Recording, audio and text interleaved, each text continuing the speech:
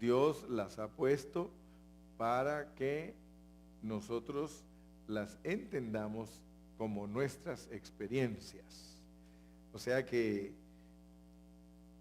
la Biblia tiene planos interpretativos y debemos de saber que Dios, que trabaja en sietes, quiere decir que por lo menos la Biblia tiene 7 planos interpretativos, y eso se llama plenitud de interpretación. Algunos solo se dedican al primer plano. El primer plano es el superficial y se llama moraleja. Ese es el primer plano de la Biblia, es leerla y entender la historia, ver las cositas ahí. Pero luego tiene otros planos, y yo estoy maravillado que hace tantos años habían hombres que conocían más que los de ahora porque se metían mucho a la palabra. Y uno de ellos, aunque no lo crean ustedes, era Cristóbal Colón, ¿verdad? Él llegó a creer que él era el siervo de Dios que tenía que llevar el evangelio a todas partes. O sea, por eso, si ustedes se dan cuenta, él se llamaba Christopher Columbus. Entonces él, si algún día ustedes pueden leer los libros que él escribió un libro muy bonito que se llama Las profecías de Cristóbal Colón, y él firmaba al pie de todos sus documentos: el siervo del Altísimo Cristóbal Colón.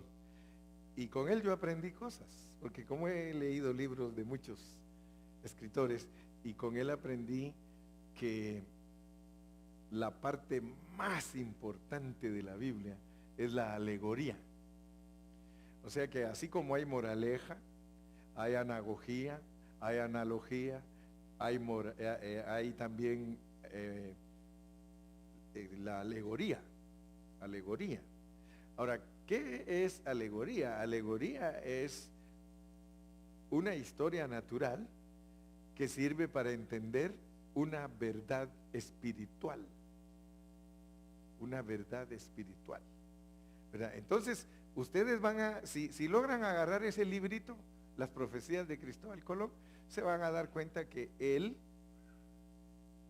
de la manera que descubrió que la tierra era redonda, fue con la Biblia. O sea que en Job, él leyó de la redondez de la tierra, y por eso fue que él dijo: si uno se va por aquí, con el tiempo aparece por este lado, ¿verdad? Él descubrió eso, pero lo leyó en la Biblia. Ahora me van a decir ustedes: hermano Carrillo, no nos iba a predicar de Abraham. Es que quiero siempre introducirme con una palabra que nos ayude a entender por qué predicamos de la manera que predicamos. O sea que cuando uno lee la Biblia, si sabe que la alegoría es lo que debes creer, porque así lo describió yo le digo hermano, porque él conocía a Cristo. Él descubrió que la alegoría de la Biblia es lo que debes creer. Y yo estoy 100% y le doy la diestra. Si estuviera vivo le diría: don Cristóbal, usted se echó un 10. Porque cuando uno estudia la Biblia, por ejemplo, en el primer día, fíjense ustedes, dice que en el primer día de la creación, dice: en el principio creó Dios los cielos y la tierra. Si me están entendiendo lo que estoy diciendo, uno puede decir: en el principio creó Dios los ángeles y al hombre, porque es una alegoría. O sea que la Biblia es una alegoría para que uno entienda la verdad. A medida que si tú sabes aplicar bien la alegoría de la Biblia, no hay quien te engañe en nada del Antiguo ni el Nuevo Testamento. Porque el Antiguo Testamento es la alegoría y el Nuevo Testamento es la explicación. Entonces, si uno lee la Biblia, en el principio crió Dios los cielos y la tierra, ustedes van a encontrar que todo lo que respecta a los cielos es espiritual y todo lo que respecta a la tierra es físico. Y de hecho el hombre es tierra. Si ustedes se dan cuenta, el hombre como tierra dice que le siembran la semilla y que hay tierra de 30, de 60 y de 100. O sea que hay tierra que le siembran la semilla, que es Cristo, y da fruto a 30%. O sea que hay hermanos que a 30 nada más dan, pero hay otros que son mejor tierra y dan a 60. Pero hay otros que son la mejor tierra y dan a 100 por uno. En el principio creó Dios los cielos y la tierra. Ahora fíjense lo que le pasó a la tierra: desordenada y vacía. Entre el versículo 1 y 2 está la caída del hombre. O sea, mi punto es que ustedes, si aprenden la manera que les estoy enseñando la Biblia, entonces todo lo que es la verdad de Dios se puede certificar con autoridad. Dice de solo el versículo 1 al 2. Ponme ahí Génesis 2. El 1 primero, el que estoy hablando. Y no hay problema si no les predico hoy de Abraham, pero les explico después para entender lo de Abraham. En mi célula tenemos una característica que decimos que vamos a estudiar una lección y nos podemos a platicar y Dios nos bendice de todas maneras y no estudiamos la lección, pero en la otra semana estamos listos y otra vez nos pasa lo mismo, pero luego a la tercera ya estudiamos la lección. Así que siempre sí estudiamos. Miren, en el principio creó Dios los cielos y la tierra. De veras, no tengan miedo. Los cielos se refiere a todo lo espiritual y la tierra se refiere a todo lo físico, a todo lo natural. Entre el versículo 1 y 2 algo pasó. Miren lo que, no hay explicación, pero miren cómo está el 2. Y la tierra estaba desordenada y vacía. De una vez en alegoría le va adelantando Dios a uno la revelación divina. O sea que ahí de una vez Dios le dice a uno que Adán cayó y vino a estar desordenado y vacío. ¿Y qué pasó? Se llenó de tinieblas. Y el abismo, que es el mar, a pesar de que el hombre se arruinó todo, miren, ahí de una vez nos está mostrando la ruina del hombre, pero eso no quitó que el Espíritu de Dios estuviera sobre el hombre. Con toda autoridad nosotros podemos predicar que aunque el hombre creado por Dios le falló, se desordenó y todo lo que le pasó, el Espíritu de Dios estaba con él, moviéndose sobre él. Quiere decir que Dios no abandonó al hombre. Y ustedes saben que eso es cierto. Pero noten pues cómo es que se interpreta la Biblia correctamente. Porque es la alegoría la que les va a ayudar a ustedes a que ustedes estén constituidos de la palabra de Dios. Si seguimos leyendo, miren en el versículo 3. Ahora Dios no dejó al hombre así. Dios no deja al hombre ahí desordenado ni vacío, sino que dice, sea la luz. O sea que lo primerito que le pasa al hombre que viene a Dios es que le llega la luz. ¿Sí o no? Y yo no estoy inventando, por favor, porque la Biblia está escrita en un orden divino. Y dijo Dios sea la luz y fue la luz. O sea que Dios te escogió y te predestinó desde antes de la fundación del mundo. Es Él el que dijo que sea la luz. No fue el hombre el que buscó la luz, sino que Dios dijo, sea la luz. Y entonces, como Él te escogió y te predestinó, en otras partes te explica que cuando oyes la predicación, Dios te llena de luz. Ahora, noten pues, porque a veces ustedes me escuchan predicar a mí y dicen, ¿y de dónde sacará esto el hermano Carrillo? ¿No les ha pasado eso? Que al oírme predicar, ¿y de dónde sacará eso el hermano Carrillo? Dani, ¿no te pasa a ti eso? Dice, ¿no te vas a veces pensando? A Tony le pasa, ¿y de dónde sacaría esto el hermano Carrillo? Porque él mismo me lo ha dicho, pastor, pero ¿por qué esto? ¿Por qué aquello? Entonces poco a poco se van dando cuenta que todo está en la Biblia. Entonces noten ustedes que lo primero que Dios dice en el hombre que está torcido, lleno de abismo y lleno de tiniebla, el Señor dice sea la luz. O sea que cuando uno recibe a Cristo, lo primero que le llega es la luz. Pero noten algo porque esta es la luz del primer día. Y si ustedes se dan cuenta, hasta el cuarto día, Dios hizo las estrellas, el sol y la luna. Entonces, por lógica, sabemos que el primer día el cristiano acepta a Cristo y tiene luz, pero no se le mira. Vamos al versículo 4. O sea que no se le mira a uno la luz. Y vio Dios que la luz era buena, y lo único que hace Dios en el primer día con el cristiano, que ya no el cristiano ya no es de las tinieblas, sino que lo separa, mire, lo saca del reino de las tinieblas y lo pone en el reino de la luz. Versículo 5. Y llamó Dios a la luz día y a las tinieblas llamó noche, al grado de que a los cristianos les dice hijos de luz, hijos del día, a los que no son cristianos les dice hijos de las tinieblas, hijos de la noche, por no decirles hijos de su mamá, pero el que no tiene a Cristo, es un hijo de la noche. Luego dice, fue la tarde y la mañana un día. Entonces noten ustedes lo primero que le pasa al creyente. O sea que esto que estoy hablando ahorita, todo lo tengo escrito. El folleto lo escribí hace años. Se llama La salvación del creyente a la luz de los 7 días de la creación. Y van a ver, está en orden, divino, pero preciosísimo.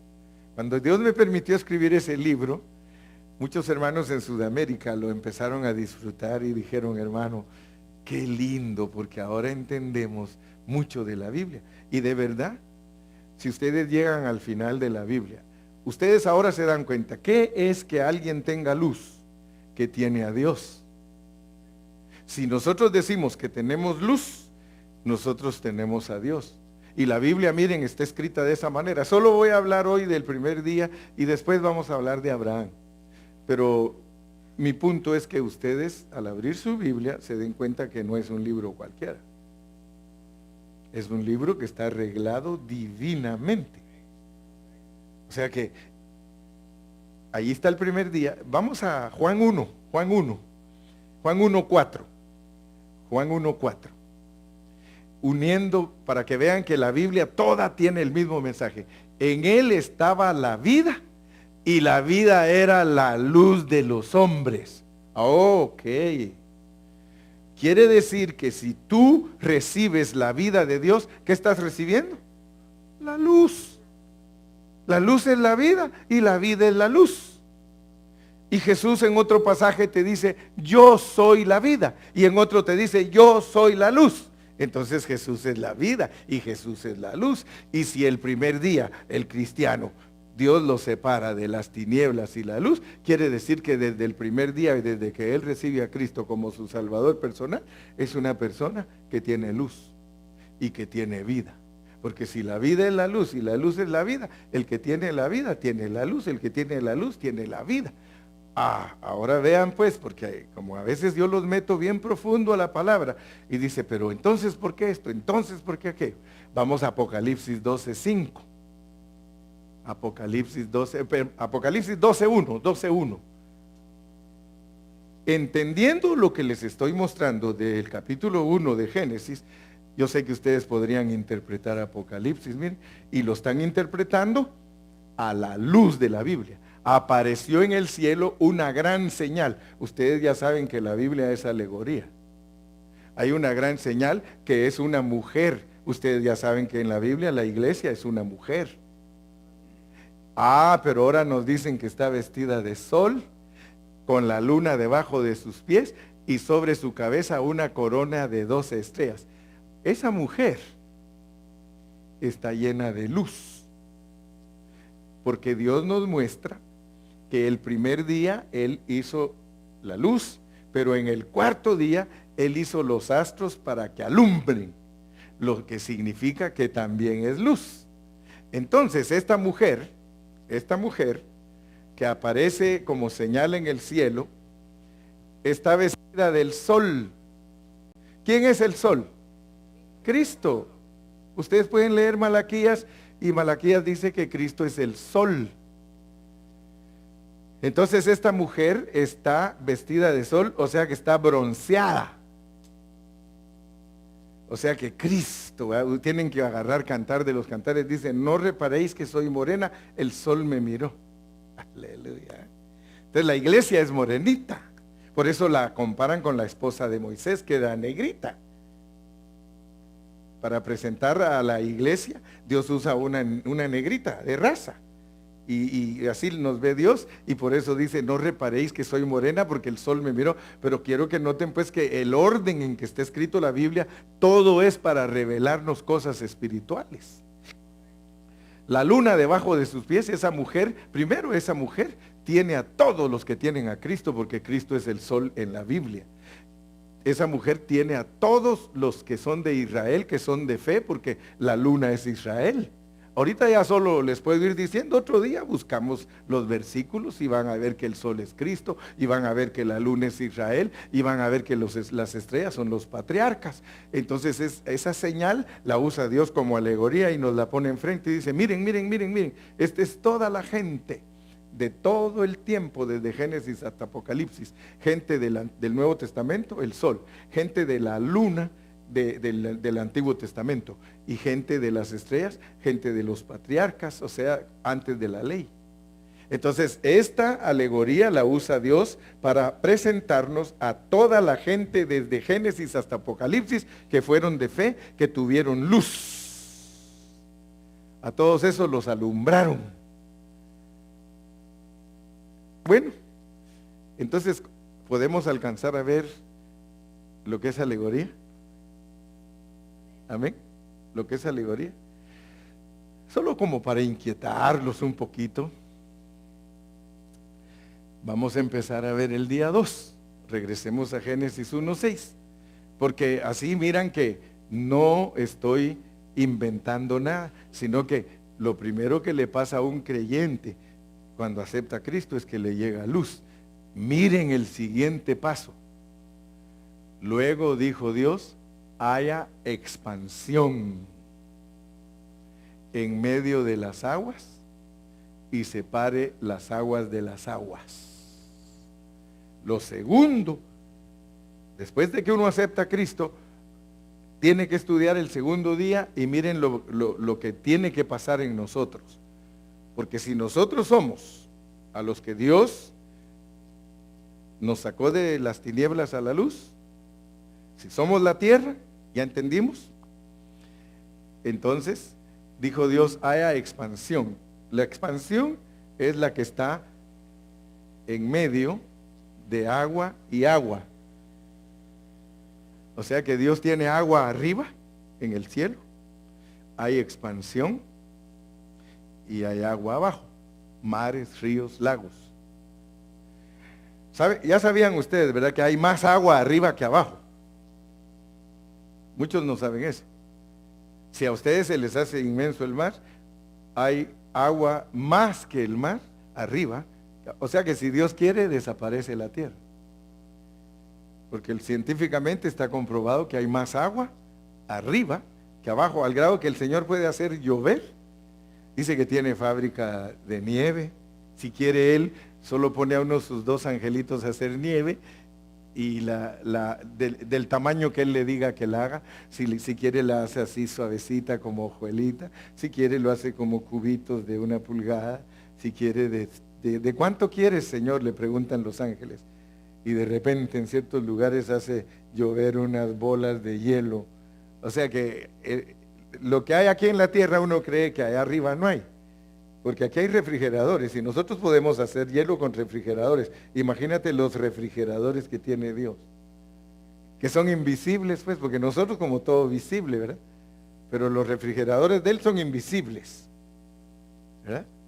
Todo, dice que Él cuelga la tierra porque la tiene colgada, y usted le pregunta, Señor, ¿y en qué la tienes colgada? Y Él dice, en nada. Pero es porque nosotros no lo podemos ver, ¿verdad? Pero Job dice que Dios cuelga la tierra en nada. Imagínense. O sea que Él dice, aquí lo cuelgo y aquí, ahí se queda. Gloria a Dios. Entonces, lo segundo que debe pasar en nosotros, por el orden bíblico, en nuestra salvación es hacer la diferencia entre el agua de arriba y el agua de abajo. Ahora en la Biblia, ¿qué es el agua? La palabra de Dios. Entonces lo segundo, y yo siempre le he dicho a los hermanos, yo calculo que 3 años toma para empezar a entender la diferencia entre la palabra de arriba y la palabra de abajo. Saber distinguir cuando alguien habla palabra que viene de Dios y cuando la palabra es de aquí abajo. Versículo 7. Fíjese, pues yo le estoy diciendo cómo debe crecer usted. Si usted no crece en ese orden, hay algo malo. No está creciendo normal.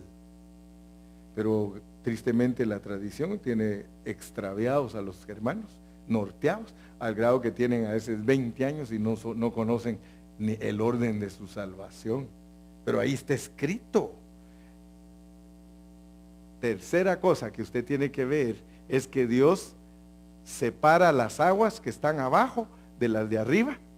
O sea que Dios hace una distinción entre su palabra y la palabra de hombre. Verso 8. Todavía estamos en la segunda cosa. Y llamó Dios a la expansión cielos.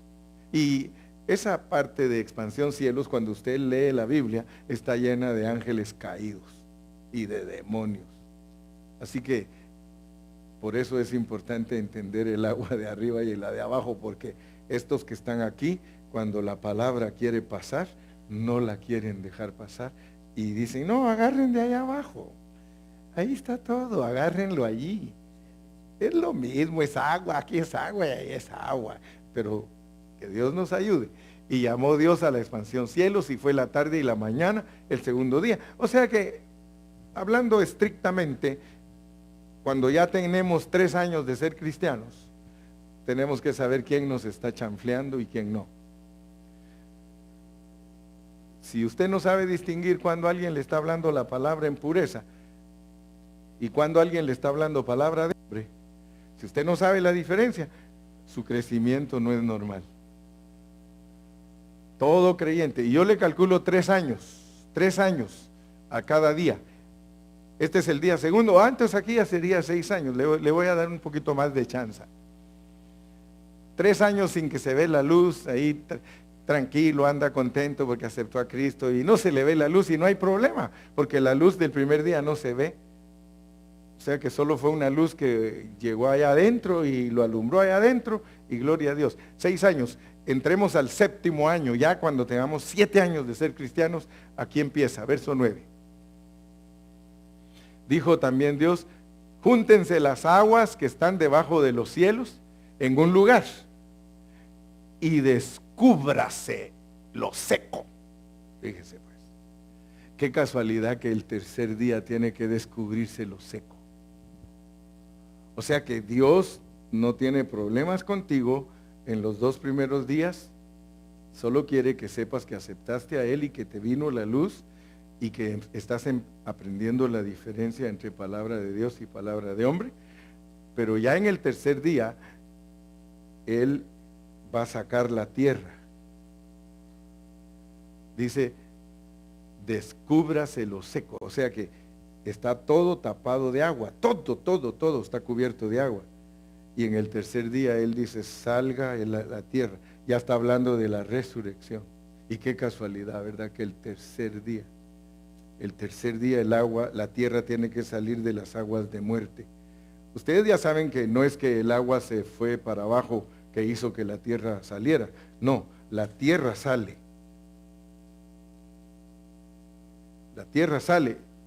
Si el Señor hace que el agua baje, no nos dice eso, dice que la tierra sale. No nos dice que el agua baja, dice que la tierra sube. Dijo también Dios, júntense las aguas que están debajo de los cielos en un lugar y descúbrase lo seco. Y fue así, verso 10. Y llamó Dios a lo seco, y qué casualidad, mire, ¿por qué le puso mayúscula tierra? Porque ahí está hablando de Cristo como tierra, no solo de nosotros. La tierra es Cristo. Él el tercer día resucita. Y a la reunión de las aguas llamó mares, y en los mares ustedes ya saben, ¿por qué dijo Él que se juntaran los mares y todo? por ejemplo, al estudiar la Biblia vamos a encontrar que en los mares puso a los demonios.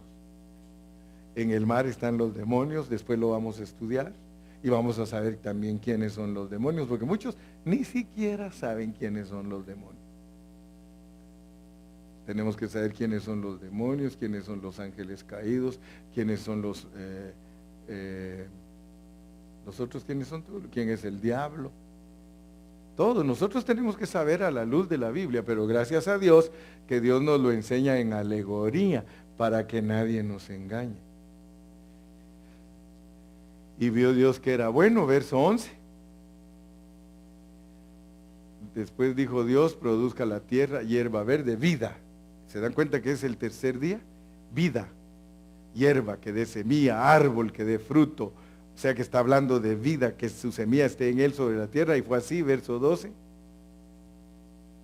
Produjo pues la tierra hierba verde, está hablando de la vida, hierba que da semilla, vida, según su naturaleza. Vamos a estudiar todo eso también, qué quiere decir que la semilla tiene que dar según su naturaleza, árbol que dé fruto, cuya semilla esté en él, según su género, y vio Dios que era bueno, verso 13.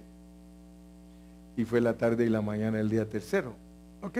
O sea que si yo les quisiera decir a ustedes, ¿qué espera Dios de ustedes en sus primeros 9 años de cristianos? En sus primeros 9 años de cristianos. Quiere que entiendan que aceptaron a Cristo y que Él es su Salvador y que les llegó la luz y les llegó la vida.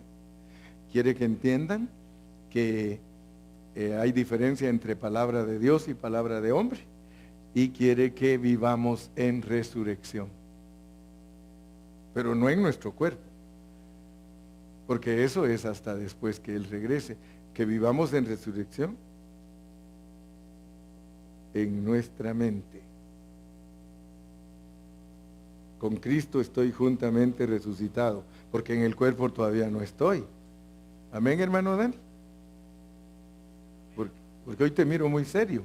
Y fue la tarde y la mañana el día tercero. Dice Dani, ya me conoce bien el pastor a mí.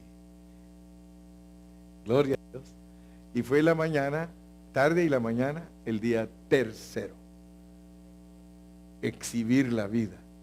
De cuando tú tienes ya 9 años de ser cristiano, tu esposa debe verte que eres una persona que vive en resurrección. Dice la pobre vieja, el mío tiene como 25 de ser cristiano y está más muerto que a saber qué. Todavía ni miro la resurrección en él. A los 36 tal vez, cuando ya 9 por 4, 36.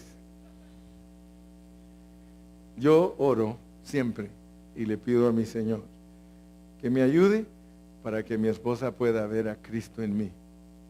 Siempre oro, Señor, ayúdame para que mi esposa pueda verte a ti, porque es necesario que Cristo sea visto en mí. Si no, no voy a ser vencedor. Así de sencillo. ¿Para qué andar con tantas? Dicen en Guatemala, ¿por qué andas con tantos brincos estando el suelo tan parejo? ¿Verdad? Tantos brinquitos ahí, el suelo parejito, ¿no? Camina. Entonces tenemos que orar. Porque cuando oramos dependemos de Dios.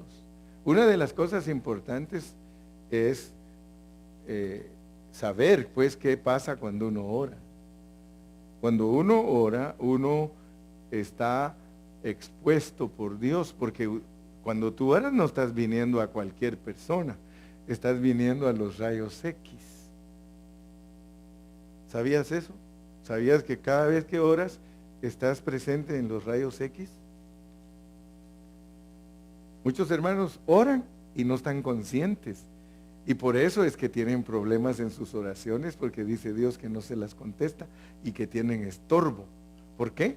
Porque vienen, fíjese, hay hermanos que vienen y oran delante de Dios y tienen rencillas y tienen amargura y no han perdonado. Y Dios de una vez les dice, yo no te oigo. Yo no te oigo. O sea, cada vez que... Entonces es importantísimo que nosotros estemos conscientes de que para lograr todo lo que Dios nos está dando, es necesario orar. Primeramente tenemos que orar por nosotros y luego orar por los demás. Porque a veces oramos por los demás, pero y no oramos por nosotros y creemos que estamos bendiciendo a los otros. ¿Y qué si el Señor dice, yo no te oigo a ti? Primero, tú siempre ya te acostumbraste a orar con raíces de amargura en tu corazón, ya te acostumbraste a orar peleando con tu esposo, peleando con tu esposa y todo eso. Yo soy rayos X. ¿Acaso no te he enseñado en mi palabra que si tienes algo contra tu prójimo, que dejes la ofrenda en el altar y que vayas primero a ponerte a cuentas con tu prójimo y luego ven y me presentes tu ofrenda? ¿No entiendes lo que eso quiere decir? ¿No entiendes lo que quiere decir 1 de Pedro 3:7? Veamos qué quiere decir 1 de Pedro. Ya me pasé a otro mensaje, ¿eh? Pero es para entender lo que es la alegoría, para entender lo que es el progreso cristiano. 1 de Pedro 3:7. Vosotros maridos, es para nosotros, pues, para que tengamos un poquito, porque a los maridos a veces somos muy descuidados, no se oye, padre. Vosotros maridos igualmente vivid con ellas sabiamente. O sea, mire, hay maridos que no saben vivir con sus esposas sabiamente. Y el no vivir sabiamente con ellas no les dan honor, como el vaso más frágil, porque ellas son el vaso más frágil. Y también ellas son coherederas de la gracia de la vida. Pero ¿para qué hay que hacer todo eso? ¿Para qué? ¿Para qué? Para que nuestras oraciones, ¿qué? Díganlo fuerte, hermanas, porque los varones no lo quieren decir. ¿Lo oímos bien, varones? Dice, ¿me estás oyendo, inútil?